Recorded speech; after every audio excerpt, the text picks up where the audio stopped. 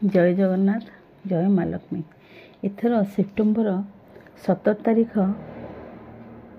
बुधवार दिन विश्वकर्मा पूजा पड़ुछि। से दिन कन्या संक्रांति एवं एकादशी मध्य पड़ुछि।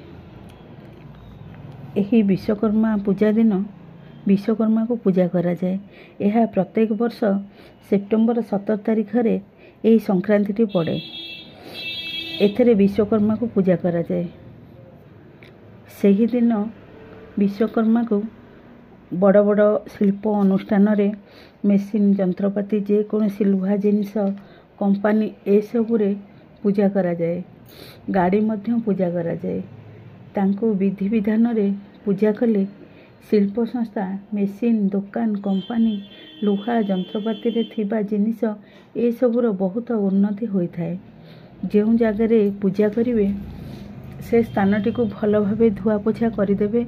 एक आस्थान एक खटुली को आनी विश्वकर्मा को आवाहन करेंगे। प्रथमे कलश स्थापना करेंगे।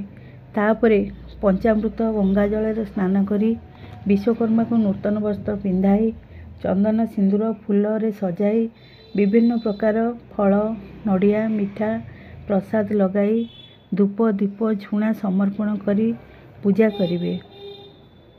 विश्वकर्मा को पूजा बड़ बड़ शिल्प अनुष्ठान लुहा जंत्रपाति दुकान केतक कंपानी मेसीन ए सबुरे पूजा करा जाए। से दिन गाड़ी मध्य पूजा करा जाए।